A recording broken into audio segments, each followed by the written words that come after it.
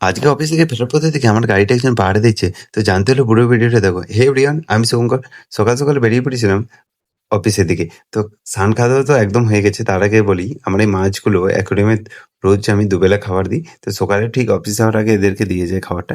এরপরেই dress trace গুছিয়ে tiffin গুছিয়ে চলে যাই অফিসের দিকে। একদম বাইকটা রেডি করব। তখনও দেখি রোজকার মতো আজকেও ব্যাটারিটা বসে গেছে হালকা। তো শীতকাল তো পড়েছে, তাই একটু ব্যাটারিটা বসে যায়। এরপরে আবারও বেরিয়ে পড়ি অফিসের দিকে। হালকা হাওয়া আর সুন্দর রোদে ভিডিও করতে করতে পৌঁছে যাই যেখানে বাইক রাখি। আর বাইকটা রাখার পরে আমি এইখানে দাঁড়িয়েছিলাম। আচ্ছা, তোমরা কমেন্ট করে বলো তো এই জায়গাটা কোনটা? এই জায়গাটা তোমরা কে কে চিনতে পারছো একটু কমেন্ট করে বলবে। আর এরপরে আবারও একটা ৪ চাকা অটো ধরে পৌঁছে যাই বাগনান। আর বাগনানে যাওয়ার সময় আজকে কিন্তু আমি একা যাইনি।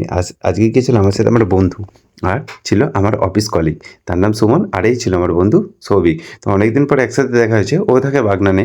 অর্থাৎ এরপরে আবার হাঁটতে হাঁটতে চলে যাই অফিসের দিকে। দেখো আজকের ওয়েদারটা কিন্তু দারুণ, একদম রোদ ঝলমলে। খুব রোদ হয়ে উঠেছে, খুবই ভালো লাগছে।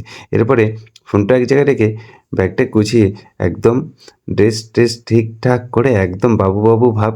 ভাই অফিসের কাজ করতেই হবে। এরপরে দেখি আজকে অফিসটা একদম খালি খালি আছে, কারণ আজকে আমরা খুব তাড়াতাড়ি অফিস চলে এসেছি। এরপরে রোজকার মতো টিফিন করতে বেরিয়ে পড়ি। আর ঠিক যখনই টিফিন করতে বেরোবো এর সাথে দেখা হয়ে যায়। আর এ আমাকে দেখলেই রেগে যায়, একটু বাড়ির দিকে যাবে আর আমার পেছনে ঘেরাবে। এ এত খচ্চর।